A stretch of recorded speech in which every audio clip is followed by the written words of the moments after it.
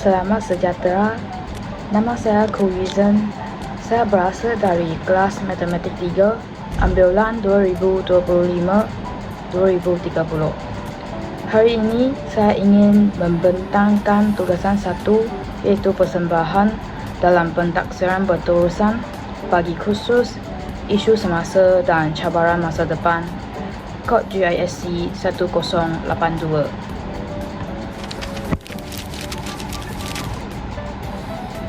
Pertama sekali, saya akan mulakan bahagian pengenalan bagi pembentangan ini. Dunia hari ini berdepan cabaran keselamatan kontemporari yang semakin kompleks akibat konflik geopolitik dan juga krisis ekonomi global.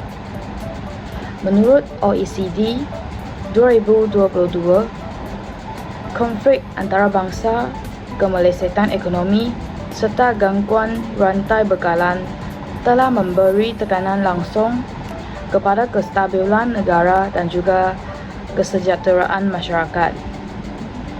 Selain itu, Malaysia sebagai negara yang bergantung kepada perdagangan dan juga ekonomi global turut menerima kesan bukan sahaja terhadap ekonomi negara, malah juga sektor pendidikan. Oleh itu, pembentangan ini akan membincangkan isu konflik dan ekonomi semasa. Yang kedua, kesan terhadap ekonomi dan juga pendidikan di Malaysia. Yang ketiga, strategi berkesan untuk kesejahteraan masyarakat Malaysia. Seterusnya, saya akan membentangkan isu konflik dan ekonomi semasa. Antara isu konflik adalah isu konflik semasa persempadanan dan juga tuntutan bertindak. Pertama sekali, konflik Laut Cina Selatan. Laut Cina Selatan terletak di Asia Tenggara dan merupakan perairan strategik untuk perdagangan antarabangsa. Laut ini kaya dengan sumber alam seperti minyak, gas dan juga hasil perikanan. Konflik tersebut berkaitan dengan semenanjung, pulau dan zon ekonomi eksklusif, iaitu EEZ. Konflik kedua ialah konflik tuntutan bertindak di Kepulauan Spratly. Pulau Spratly dipertikaikan oleh China, Malaysia, Vietnam, Filipina, Brunei dan juga Taiwan. Kawasan strategik di Pulau Spratly ini kaya dengan minyak, gas dan juga hasil laut. Tuntutan bertindak ini memberi tekanan politik dan ekonomi kepada negara terlibat. Seterusnya, konflik kawasan perairan Indonesia dan juga Malaysia, iaitu Laut Natuna. Tuntutan China terhadap Laut Natuna turut menimbulkan ketegangan dengan Indonesia, Malaysia dan kadang-kadang terlibat secara diplomatik. Malaysia perlu memantau keselamatan laluan perdagangan dan sumber ikan di perairan ini. Yang keempat, konflik Pulau Batu Putih. Pulau Batu Putih terletak di Selat Singapura dan dipertikaikan antara Malaysia dan Singapura.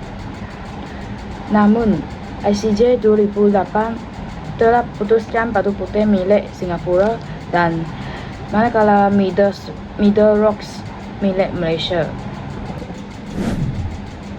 Seterusnya, isu ekonomi semasa. Isu ekonomi semasa yang paling teruk pada masa ini ialah inflasi global. Dalam inflasi global, harga barang naik akibat konflik, gangguan bekalan dan juga kos tenaga. Dan situasi ini telah menekan kos sara hidup rakyat. Seterusnya, kemelesetan ekonomi global, iaitu pertumbuhan ekonomi dunia perlahan. Risiko pengangguran meningkat dan juga ekspor dalam negara telah pun terjejas. Selain itu, gangguan rantaian bekalan global, iaitu konflik, tarif atau pandemik yang menyebabkan kelebatan import atau ekspor. Syarikat menghadapi kos logistik lebih tinggi dan bekalan bahan mentah terganggu. Kesannya ialah sektor pembuatan dan perdagangan terjejas.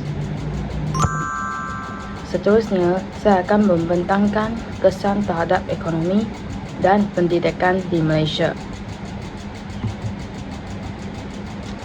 Kesan isu-isu konflik semasa persempadanan dan tuntutan bertindak terhadap ekonomi Malaysia adalah pendapatan kerajaan terjejas.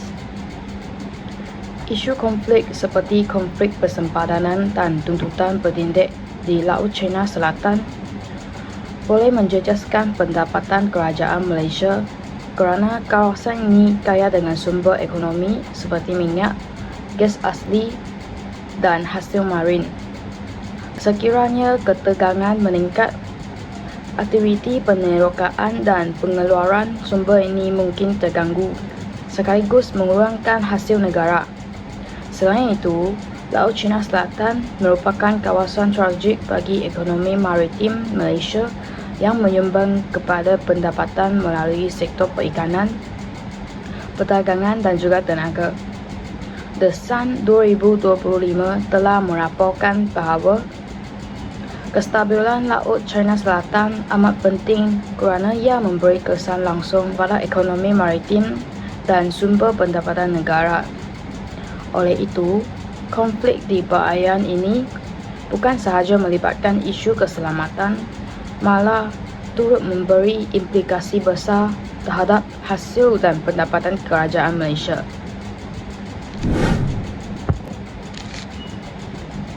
Seterusnya, kesan yang kedua bagi isu ini adalah ekspor dan perdagangan Malaysia terjejas. Konflik persempadanan dan tuntutan bertindak di Laut Cina Selatan juga memberikan kesan besar terhadap ekonomi Malaysia kerana kawasan ini merupakan laluan perdagangan utama negara. Hampir 98% perdagangan Malaysia dihantar melalui laut dan menjadikan keselamatan perairan ini sangat penting bagi kelancaran ekspor dan import barangan. Sekiranya ketegangan meningkat, gangguan terhadap laluan perkapalan boleh menyebabkan kos logistik naik secara berterusan serta perdagangan antarabangsa menjadi tidak stabil. Keadaan ini akhirnya boleh menjejaskan sektor ekspor Malaysia dan mengurangkan pendapatan ekonomi negara dalam jangka panjang. Oleh itu, kestabilan Laut Cina Selatan amat penting untuk memastikan perdagangan dan pertumbuhan ekonomi Malaysia terus terjamin. Seterusnya, kesan yang ketiga ialah kos pertahanan meningkat.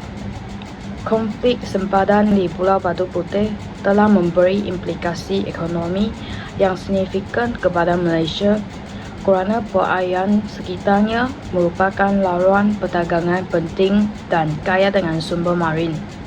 Pertikaian ini telah menyebabkan kerajaan Malaysia perlu meningkatkan rentaan maritim, penguatkuasaan keselamatan dan pemantauan sumber perairan, sekaligus menambah kos pertahanan dan juga mengurangkan peruntukan untuk pembangunan lain. Selain itu, ketidaktentuan sempadan juga boleh menjejaskan keyakinan pelabur asing untuk menanam modal di sektor maritim dan perdagangan. Situasi ini menunjukkan bahawa walaupun Pulau Batu Putih kecil dari segi fizikal, implikasinya terhadap pendapatan, pelaburan dan keselamatan ekonomi negara adalah besar. Menurut New Straits Times 2025, rundingan perterusan antara Malaysia dan Singapura mengenai sempadan marin di kawasan Batu Putih dan Middle Rock adalah penting untuk memastikan keselamatan perdagangan, kelestarian sumber maritim dan kestabilan ekonomi negara. Kemudian, saya akan membentangkan kesan isu-isu ekonomi terhadap ekonomi Malaysia. Kesan yang pertama bagi isu ini adalah inflasi dalam negara yang meningkat turut memberi tekanan kepada kos sara hidup rakyat Malaysia. Inflasi berlaku apabila harga barang dan perkhidmatan meningkat secara berterusan, menyebabkan kuasa beli wang rakyat berkurang. Contohnya, pada September 2025, kadar inflasi Malaysia telah meningkat sebanyak 1.5% berbanding tahun sebelumnya, terutamanya disebabkan kenaikan harga makanan, perumahan, utiliti dan perkhidmatan asas lain.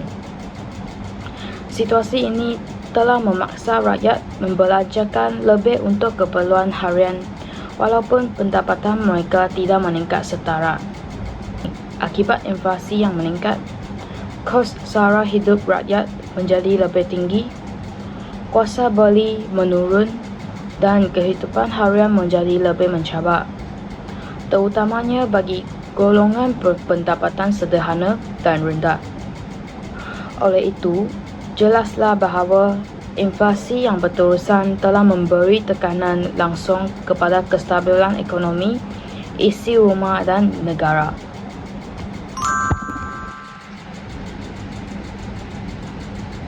Kesan yang seterusnya ialah risiko pengangguran meningkat. Risiko pengangguran meningkat juga menjadi cabaran utama kepada ekonomi Malaysia. Contohnya, beberapa syarikat mengurangkan pengambilan pekerja akibat ketidaktentuan ekonomi dan permintaan ekspor yang menurun, terutama dalam sektor pembuatan dan perkhidmatan. Keadaan ini menjadikan graduan baru sukar memperoleh pekerjaan walaupun memiliki kelayakan akademik yang baik.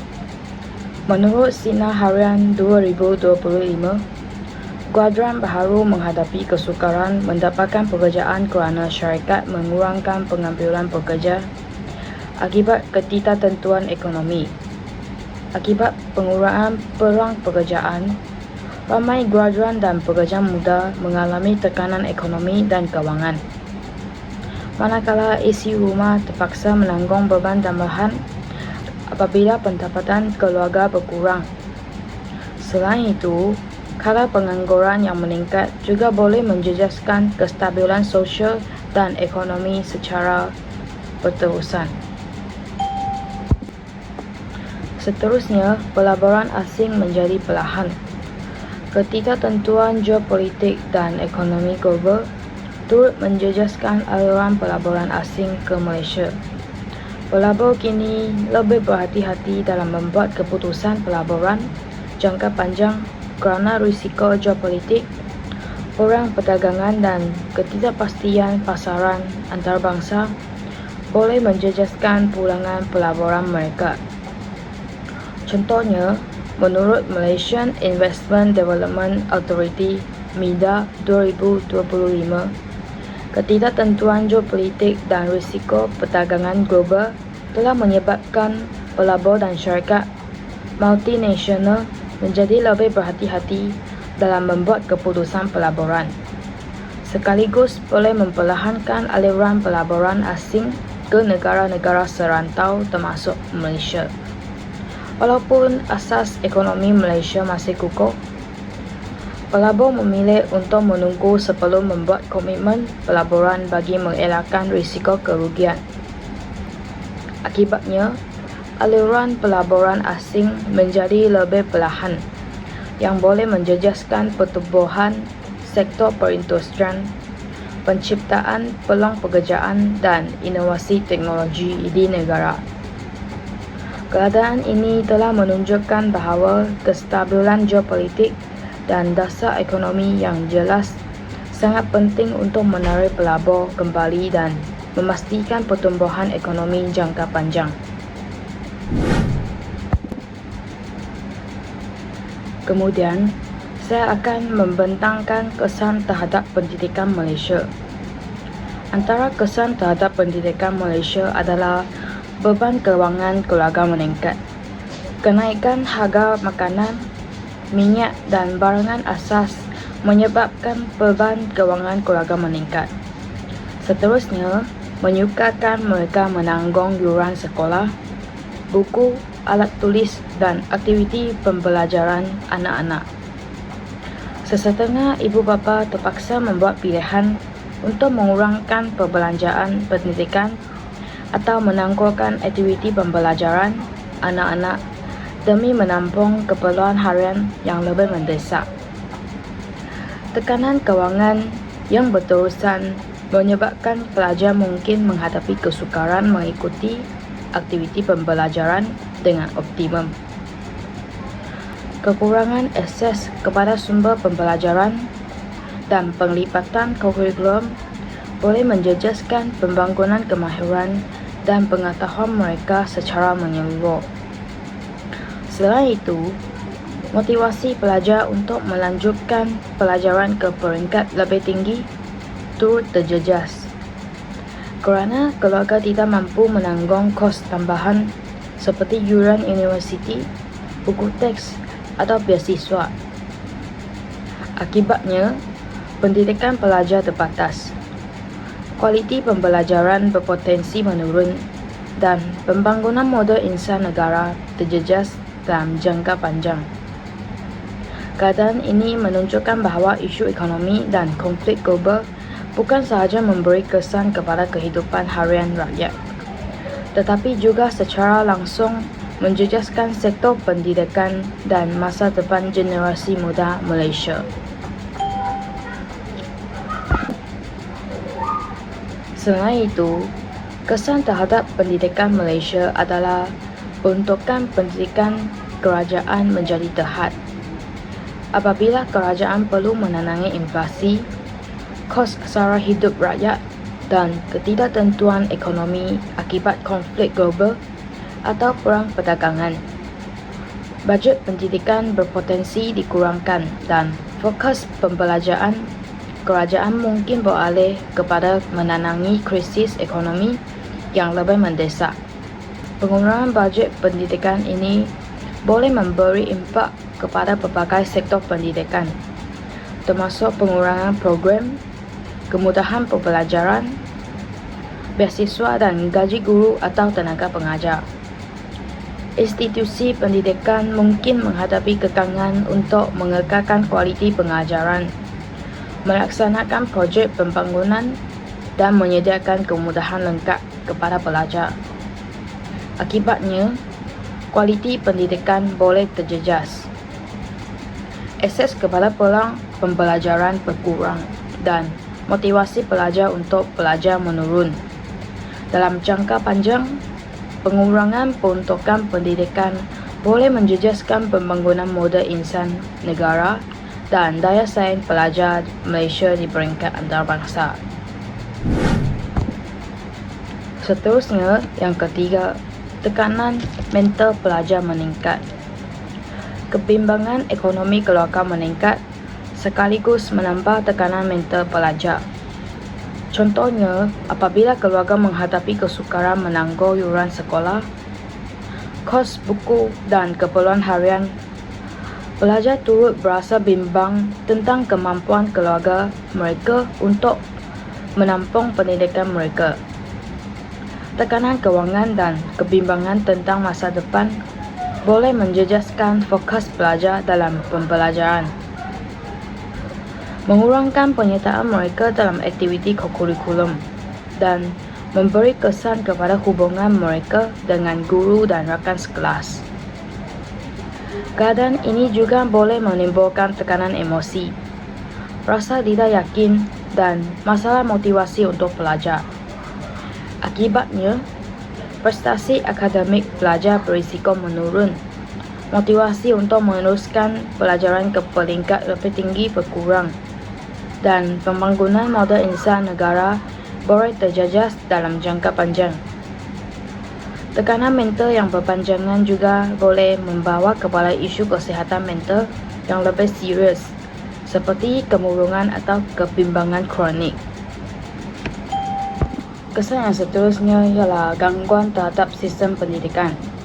Dalam keadaan konflik, sekolah dan institusi pendidikan terpaksa ditutup demi menjamin keselamatan pelajar dan guru. Penutupan ini menyebabkan proses pengajaran dan pembelajaran tidak dapat dijalankan secara normal dan berterusan. Selain itu, konflik geopolitik turut memaksa sistem pendidik beralih kepada pembelajaran dan beralih kepada pembelajaran tidak bersemuka, seperti pembelajaran dalam mata lain atau pembelajaran jarak jauh. Walau bagaimanapun, keadaan ini tidak dapat dilaksanakan secara menyeluruh kerana kekurangan kemudahan teknologi, capaian internet yang lemah serta perbezaan latar belakang sosioekonomi pelajar. Akibatnya, jurang pendidikan antara pelajar bandar dan luar bandar semakin melebar. Gangguan berterusan terhadap pembelajaran menyebabkan pelajar sukar memberi tumpuan, hilang motivasi dan menghadapi tekanan emosi. Keadaan tidak stabil serta kebimbangan terhadap keselamatan diri dan keluarga turut menjejaskan kesihatan mental pelajar. Hal ini berterusan membawa kepada penurunan prestasi akademik, kelewatan silibus pembelajaran dan, dalam kes tertentu, keciciran pelajar daripada sistem pendidikan. Seterusnya, saya akan membentangkan strategi berkesan untuk kesejahteraan masyarakat Malaysia. Yang pertama sekali, mengurangkan kos sara hidup. Kerajaan boleh memperkenalkan subsidi bersasar, kawalan harga barang keperluan dan bantuan tunai untuk golongan B40. Contohnya, kerajaan tambah bantuan tunai melalui Bantuan Keluarga Malaysia (BKM).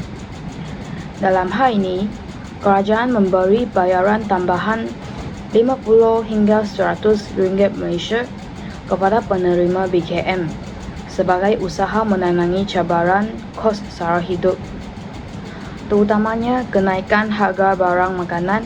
Polisi ini memberi sokongan langsung kepada golongan B40 dan isi rumah yang terjejas. Strategi yang kedua adalah mengukuhkan ekonomi domestik dan mengurangkan kebergantungan luar dalam dunia geopolitik yang tidak tertentu, iaitu Malaysia perlu membina ekonomi yang lebih berdikari.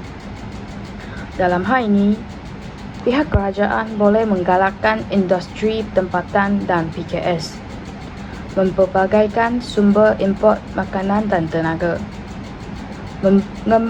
mengembangkan ekonomi digital dan inovasi. Kesannya ialah rakyat kurang terkesan oleh krisis ekonomi global. Seterusnya, memperkuat pendidikan dan latihan, iaitu menambah peruntukan pendidikan, memperbagi infrastruktur sekolah dan menyediakan beasiswa atau bantuan pendidikan untuk pelajar dari keluarga berpendapatan rendah. Selain itu, meningkatkan kualiti guru dan kurikulum yang relevan dengan kehendak pasaran. Implikasinya ialah boleh memastikan generasi muda mendapat pendidikan yang berkualiti, meningkatkan peluang pekerjaan dan mobiliti sosial. Seterusnya, gaji minimum dinaikkan. Kerajaan menaikkan kadar gaji minimum bagi meningkatkan pendapatan pekerja dan kesejahteraan hidup. Menurut The Star, tindakan ini telah membantu pekerja untuk menyarakan kehidupan sendiri. Yang kelima ialah perumahan mampu milik, iaitu rumah madani atau prima. Kerajaan menyediakan projek rumah mampu milik untuk membantu rakyat memiliki tempat tinggal yang selesa. Selain itu, memperkukuh kerjasama diplomatik serantau dan antarabangsa. Malaysia perlu mengutamakan rundingan dan hubungan baik dengan negara jiran bagi mengelakkan konflik persempadanan daripada menjadi tegangan. Di samping itu, memperketat kawalan keselamatan dan pertahanan sempadan. Kawasan sempadan mesti dipantau bagi mencegah pencemaran, penyeludupan dan ancaman keselamatan. Dalam hal ini, pihak kerajaan boleh memperkasa ATM dan APMM di perairan negara. Mereka boleh menggunakan teknologi radar dan drone. Impaknya, keselamatan rakyat dapat terjamin dan ekonomi negara menjadi lebih stabil.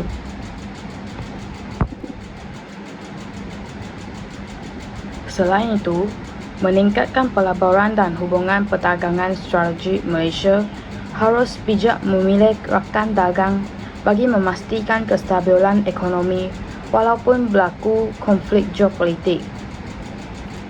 Dalam hal ini, pihak berkuasa boleh menyertai perjanjian perdagangan seperti RCEP dan mengembangkan pasaran ekspor baharu. Implikasinya, peluang pekerjaan dapat bertambah dan pendapatan rakyat juga dapat meningkat pada masa yang sama.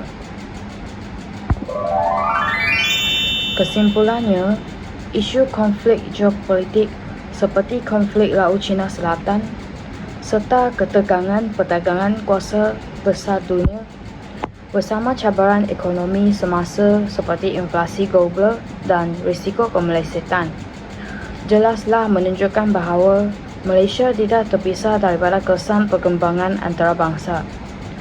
Situasi ini membuktikan bahawa kestabilan ekonomi dan kekuatan sistem pendidikan perlu bergerak seiring untuk melindungi kesejahteraan rakyat. Dalam menghadapi dunia yang semakin tidak menentu, Malaysia perlu lebih bersedia melalui dasar yang mampan, pendidikan yang relevan, serta strategi jangka panjang yang mampu membina masyarakat berdaya tahan. Akhirnya, cabaran global ini bukan sekadar ancaman, tetapi juga peluang untuk Malaysia memperkukuh daya saing negara demi masa depan yang lebih stabil dan sejahtera. Seterusnya, ini adalah rujukan yang saya gunakan sepanjang tugasan ini. Sekian, terima kasih.